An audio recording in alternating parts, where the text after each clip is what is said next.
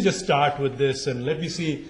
I'm not a mathematician. I'm not somebody who understands these ideas very clearly, but I see that there is a huge implication of all of this in the future of the way in which we're going to practice critical care, or for that matter, medicine itself, that I thought it may be worthwhile at least looking at some aspects of it. Okay. So why do we go to medicine? We all go to medicine primarily because math was not right for us. Innumeracy is not necessarily a uncommon problem among physicians. The whole problem is just not that when we respond to mathematics, our responses get nuanced over time. When we're young, we sort of get dumbfounded by the process. As we grow a little older, I think we have a little bit of derision about these numbers. And as we go a little bit older, I think we frankly deny the importance of all these numbers. So as a group of people who have similar ideas about mathematics as I do, I'm going to try not to look at, obviously I don't know how to, look at the numbers itself, but try and give you an interpretation of what all these ideas are about. Okay. How do we do that? We can do that by at least going to something that we are all very familiar with. And I think over the years, you've been glucose to death, right? Every year you go up and you're told in 1 year, hey, remember this story about how important euglycemia is for the maintenance of an intensive care patient. And then a few years later, you come back and then they say, oh no, it was not that good. Maybe because we were creating a lot of hypoglycemia when we were trying to, look at these patients. But I think when we were going through these processes of trying to look at the glycemic control, there were some people who thought of it a little differently. And I think the group from Australia, I think Claudio Ronco, am I right? No, not Bellomo, I'm sorry. Bellomo's group basically thought of it in a very different way. What is the value of a single glucose value? Okay, when you say that the lowest glucose levels that you reach are about 80 to 110, it doesn't make as much sense as when you have a glucose value that is not fluctuating all around the place. And that it is as important to look at the variability of the glucose variation as it is to look at specific values alone of the extent of glucose control. And what they showed very nicely in these kinds of studies is it is not just the mean glucose value that determined the difference between survival and non-survival, but what did make the difference was the variation in the standard deviation of glucose also. Okay, this seems very logical. But taking it one step further, we need to look at this variability a little differently. Okay, you can look at this variability just in terms of what is the maximum value in a given day and the minimum value in a given day. You can look at it in terms of a standard deviation. But I just want to show you something. If I take two sets of data where I have values of glucose from 200 to 100, okay, and I'm plotting it over here in another fashion. If I look at this data, I can very clearly see that the maximum variation between 200 and 100 is similar in both these groups. But the standard deviation, if I look at them, will be exactly identical. But when I look at this data, they look distinctly different from each other. And the reason is, again, one flows in that pattern, and the other one shows a huge amount of variability in terms of the pattern of change itself. Now, is this an important thing? And that is something that people started recognizing. And if you really look at the most recent paper from Leuven, where they looked at this, they tried to look at this in terms of what they called an approximate entropy, or a method of looking at the irregularity with which this glucose levels vary. And what they saw in that is actually fascinating. If you look at this multivariate table, I'm going to be a little complex over here, but the 4 factors that they saw were very typical. If you had sugars that were very high, that was a predictor of mortality, that is expected. If you had very low sugars, hypoglycemia, it hurt the patients, that was also expected. If you had greater variability, as expressed by a standard deviation, it had an independent prediction on mortality, also expected. But probably what is most interesting is the kind of pattern of variation also seemed to make a very significant difference in terms of survival.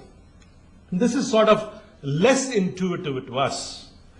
Okay, the primary concern is we can understand all of this very well, but this doesn't seem to make, why should that kind of a pattern make a difference in terms of survival? And that is probably what we are trying to understand in this. we have been sort of over a period of time, we look at all values as averages. We look at the mean, we look at the variation around that mean, and try to look at everything in terms of just what happens to that mean and how it changes. But I think that is a very big problem because we are forgetting a lot of information that is being contained in the variance. Okay? Just to say that the average depth of this place is 3 feet, that doesn't mean that you won't drown in a specific spike. So why has this happened? And how do we look at variation is something that I'm going to try and see if I can explain. Unfortunately, the way in which we look at variation is bound by a lot of tradition. And one of the classic ways in which we look at it is in the form of what was developed by this mathematician called Gauss.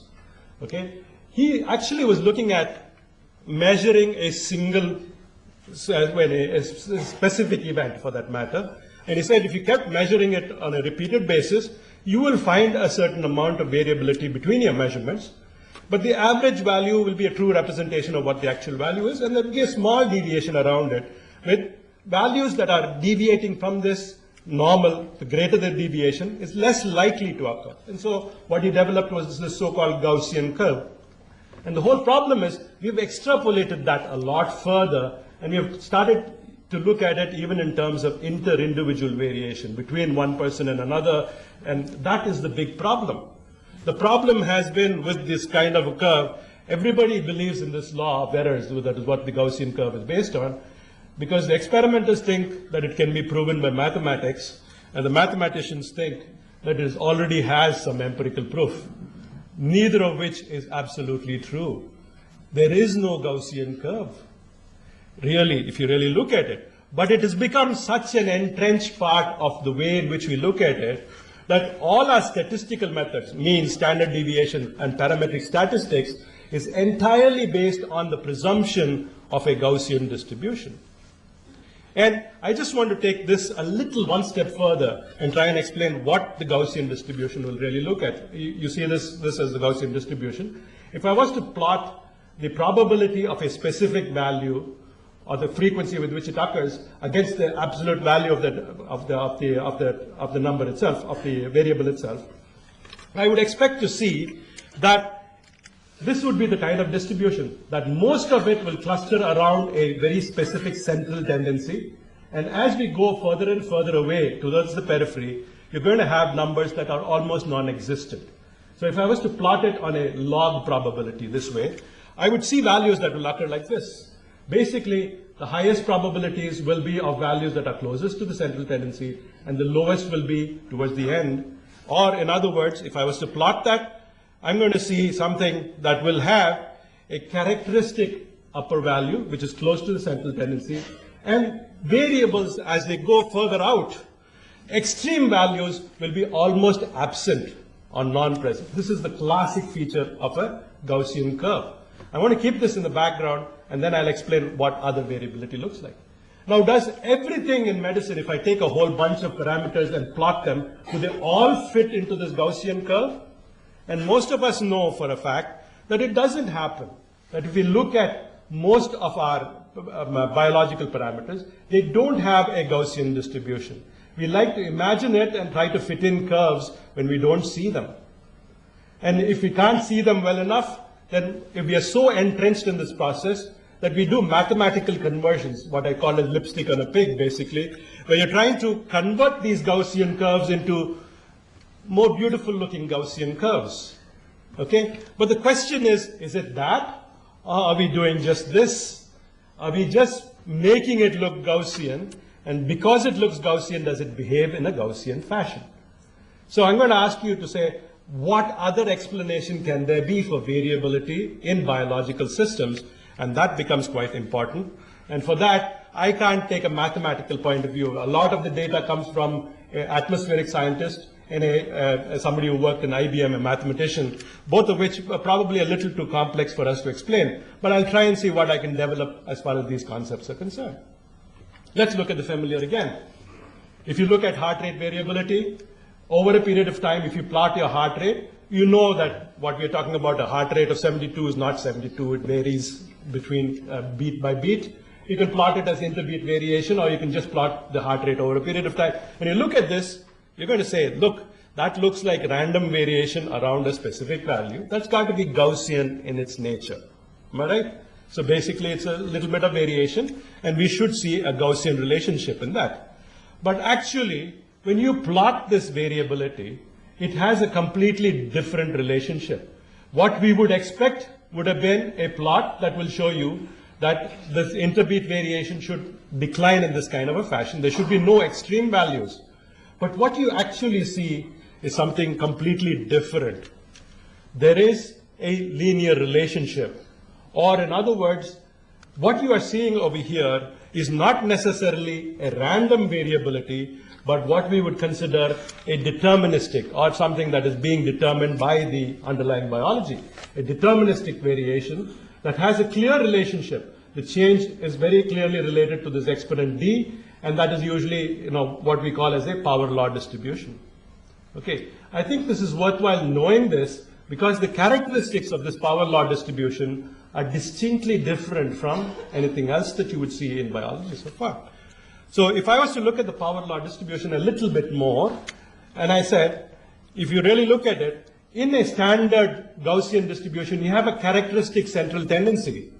Here you don't have a characteristic central tendency at all. There is no mean, there is no median, there is nothing at all. And the second factor is, it is not unusual for you to see extreme values. So if I was to plot something like this, it is not unusual for me to have very high levels of variation in what I'm seeing. It's not just a small variation that you would see, as you would typically see in a Gaussian curve. If you don't understand all of this, I'll give you some examples of this a little later. Okay, now, one additional very interesting thing that we should understand with these systems is, how does this kind of a system arise? So why is there a non-random variability that is so chaotic, as we call it? It's chaos, but it is deterministic. It is determined by something underlying. Why does it occur in all these biological systems? And for us to understand, again, it's very easy for me to say that's too mathematical, I can ignore it. But we can also go back to the Lorentz discovery. This is almost like the apple falling on Newton's head, effectively. Till Newton had that fall on his head, I don't think we understood gravity either, once he taught us. But we don't understand the calculus behind Newton's derivations, but we certainly understand what gravity is. And I think this has the same kind of an implication. A long time ago, this man was trying to model atmospheric processes. Basically, he was trying to make predictions of weather on the basis of just three simple equations. He used something related to temperature, pressure, and wind speed. And it was differential equations. And basically he thought, okay, if I enter a certain set of conditions to this and look at this in a sequential iteration, with each one of these varying over a period of time, I should get exactly the same numbers each time I do it. That's how the mathematical formula should work. So what happened is he had a very old computer and basically had certain amounts of time on the computer. So he would go off and come back and restart the computer. And when he restarted the computer, he had to re-enter the last set of values that he had over there. He would re-enter them and then find that between one day and the next, whenever he entered these values, he had completely, distinctly different and non-predictable answers. What he saw is, he basically did this. Instead of correcting to 7 decimal spaces, he just corrected to 3 decimal spaces. A very small variation if you really look at it. But each time, he got a completely unpredictable outcome. And he discovered what was called the butterfly effect, as we can call it.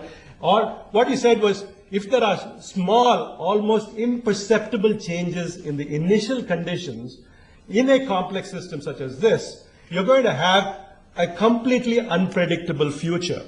So what he basically said was that a slightly different initial state can evolve into considerably different states, and for that matter, prediction of anything in the future is going to be almost entirely impossible. Okay? Now what you're seeing in this is, you are seeing systems that are not straightforward. They're just very minor in the sense that they're a little bit different because they are a little complex. They have non-linear kind of relationships. And this is what happens. So can I explain it in a little different terms? It is traditional for us to look at all biological processes as linear systems. You have a substrate, that is converted into substrate B through a specific equation. Okay, we believe that this change between A and B is completely linear, and then the substrate B produces substrate C, which will also be a linear process. So if you change the concentration of substrate A, theoretically you can predict what will happen with B and C. Okay, and we can look at this whole system as a sum of each one of these different components, and that's the way we look at all of what we do in medicine. And this kind of a idea is an oversimplification. So under these conditions, you can think of it as if there are any variations, they're going to be Gaussian in terms of its distribution, but basically other than that, you're going to have a very predictable system. What really happens in medicine is most of our systems are nonlinear, like we saw with the study that Lorenz did. And in a nonlinear system, these relationships become a little bit more unpredictable. That if you have an initial variation like he had, your subsequent outcomes are going to be extremely unpredictable and extremely variable. And unfortunately, under these circumstances, you can't predict what each component will do by adding the functions of each, what the entire system will do by adding the functions of each of the components. And that is a very important thing for us to understand. Now this becomes very relevant because biological systems have another way in which they develop this nonlinearity, and that is mainly from feedback. If I say my heartbeat is being controlled by my need for a cardiac output, but there is also vagal input from my neurological systems, there is respiratory input from the way in which I breathe, all of which can provide additional feedback internally, which can do exactly the same thing, and which can create a huge amount of variability within the system, which will make it completely unpredictable. Okay, I'm going to skip the next few slides just for a little while, and I'm going to come back and summarize the properties of a complex system. In a complex system, we said there is a determinism, and it is not a random kind of a variation. The variability is usually very high, in very large orders of magnitude. Okay, there is unpredictability because there is a high dependence on initial conditions, and there is this very classic association with a non-Gaussian distribution, which is the power law distribution. Now I'll just illustrate this with a classic example. Now I'll ask you, right now you have been bored enough and a little confused enough. I will take you to, again, familiar territory. How many of you over here believe in the principle of biotrauma as a cause of lung injury? You're very familiar with biotrauma. That is basically you inflate a lung with high pressures, you create an inflammatory response, the inflammatory response kills these people. Am I right? So the primary focus of ventilating those patients would be to minimize that. Is biotrauma an established fact? The answer to that is, it is really very difficult. Dreyfus, who's done a lot, Didier Dreyfus, who's done a lot of work in relation to this, writes this in an editorial in Anesthesiology, where he was faced with a paper where somebody presented him a paper in which they did high tidal volume ventilation and demonstrated a protective effect in terms of the cytokine production. They said, look, the cytokine levels actually come down when you do high tidal volume ventilation. They had it published in Anesthesiology, and this came as the accompanying editorial, saying that it is difficult to draw a comprehensive theory linking mechanical ventilation and systemic inflammation and organ failure, and even more difficult to derive any therapeutic conclusion. Now, why is this man confused? Why is there so much variability? And for that, I will just show you a series of what really happens. Is because we're dealing with a complex system. Now, look at the variations. If you look at most of the studies in inflammation, you will see very conveniently that they will plot the interleukin levels, for instance, okay, or the cytokine levels in logarithmic scales. So it really looks at it, when you look at it, and say, okay, that's a nice tight range of values, which will have a certain mean and a certain variation, which is not necessarily very true, because if you really look at this real conversion, this is what the values are. The lowest value is so small, and the highest value is almost 24,000 times the lowest value, or the magnitude of variation that you're seeing is humongous. It's not very small at all. And very, very clearly, there is a very strong skew in terms of the curve, And very typically what we try to do is do that what I showed you. We do a log conversion, convert it into what looks nearly Gaussian, and then we analyze it in a Gaussian fashion, which is absolutely wrong. So what you're seeing over here, cytokine production does not follow a Gaussian kind of a pattern. It follows a completely nonlinear system pattern, which is very typically in this fashion. And second, this is the kind of studies that you're showing. I'm sorry for the slide, but basically this is an attempt to show you with a low tidal volume kind of a pressure, ventilation, and a high tidal volume in terms of the cytokine production. This is the classic picture that will be seen where you say the high tidal volume is associated with a very significant increase in the production of these cytokines. When the same experiment is repeated by a different group of experimenters, okay, you see none of those changes. These are the same two. Basically, this one shows almost no variation in terms of interleukin-1, in terms of, in terms of the TNF-alpha, and in terms of the interleukins, you don't see the same kind of variability that you saw with the previous graph. So what you're seeing over here is, when you repeat a experiment over and over again, you're getting extremely variable results. And the reason is, you're working in a complex system which is extremely sensitive to the initial conditions. Every animal is not the same. The timing of your medication, the timing of your intervention is not the same. So naturally, when you're doing it in this kind of a fashion, you're not going to get an identical, repeatable result every time. You're going to get a huge amount of variability and conclusions that can go all over the place. So quite effectively, we're looking at it in the wrong way. And why is this? If you look at inflammation, you'll understand. Inflammation is a non-linear process. It is completely a network process with huge amounts of feedbacks that you have, and it is not very easy to predict what will happen when you interfere with an inflammatory process. And this becomes very, very clear. And people have shown very clearly that interleukin cell count, for instance, has a very clear power law kind of distribution, which implies that it is nonlinear in its mechanism. Okay, and this sensitivity to initial outcomes will very clearly say is every day you can do another experiment with exactly the same condition, and every day you can have a distinctly different result. Becomes very important for us to understand that. Now, other than to criticize our current methodology, what is the importance of knowing the existence of chaos? It is very important for us to recognize that if we believe that most of our systems are non-linear, then chaos is going to be a very intrinsic part of what we should see as normalcy.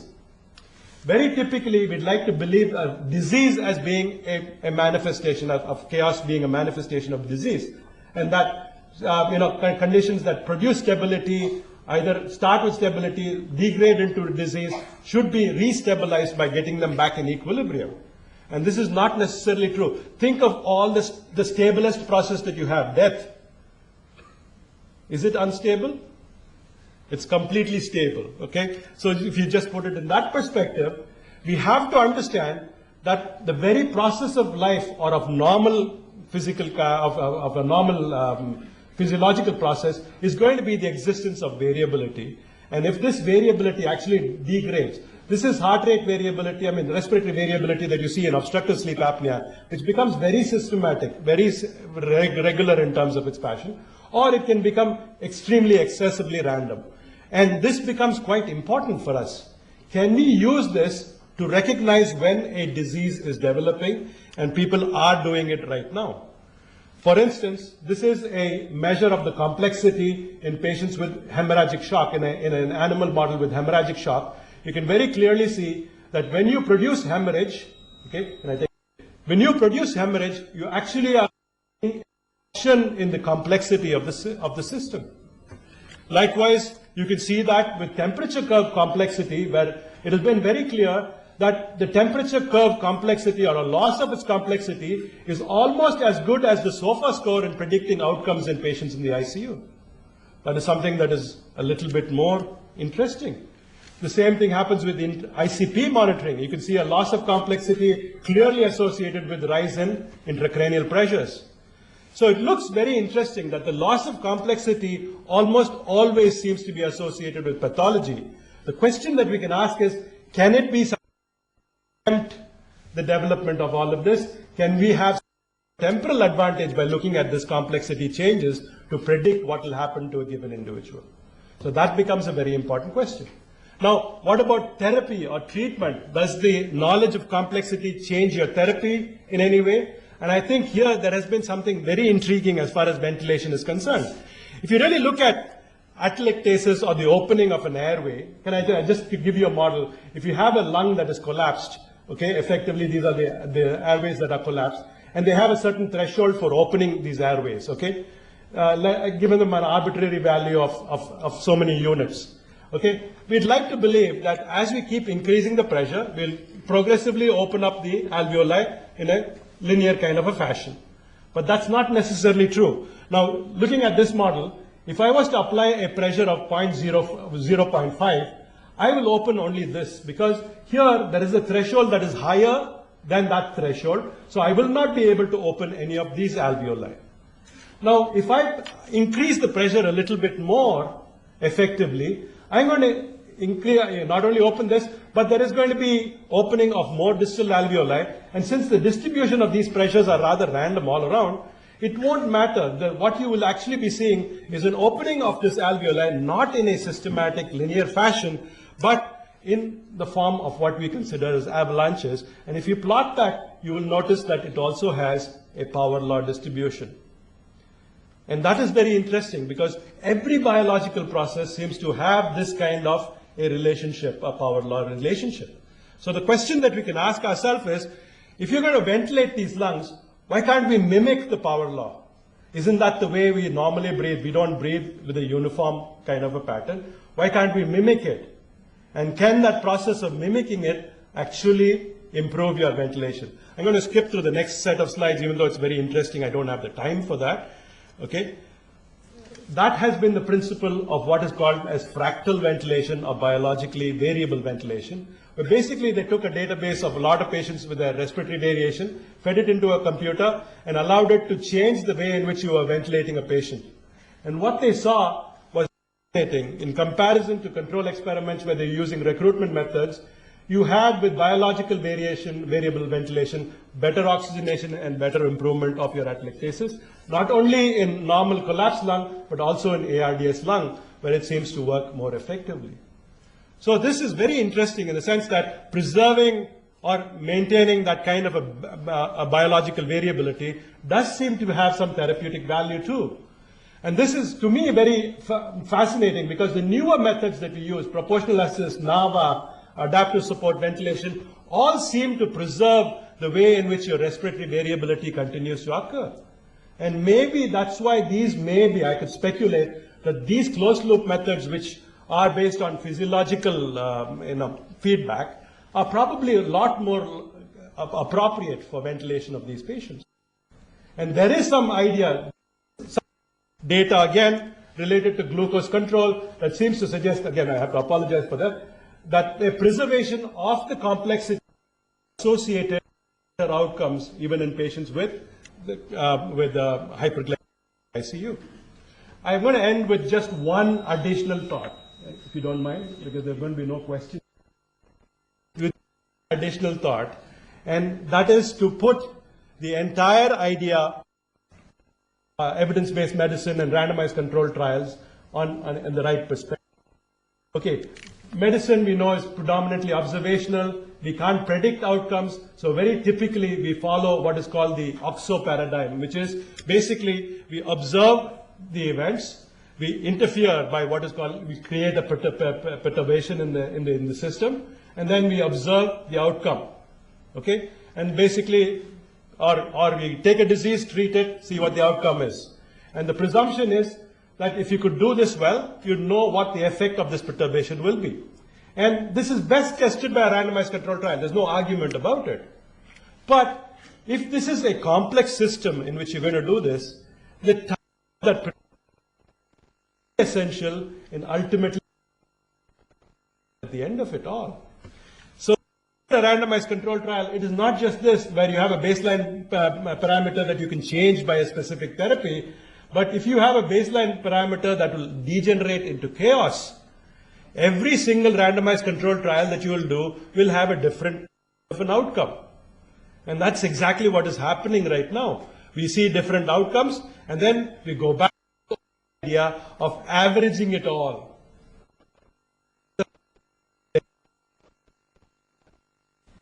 It raises a very essential question: is can we continue to all our ideas control trial? There are people who provide a completely different time, basically test a treatment works on average. We are randomized control trials. It does not test which, and this becomes a completely different paradigm. Basically, when you look at the mechanism in the context, I usually try to extrapolate it off from a parachute. You know, parachute, showing you it will be protective. Can't if you're going to fall in. But would you do a randomized control? Parachutes are going to be beneficial for you? It can't be done. Important fact: we know the mechanism. We know we need to most of our data. The randomized control trial is not going to give us answers to the more subtle issues.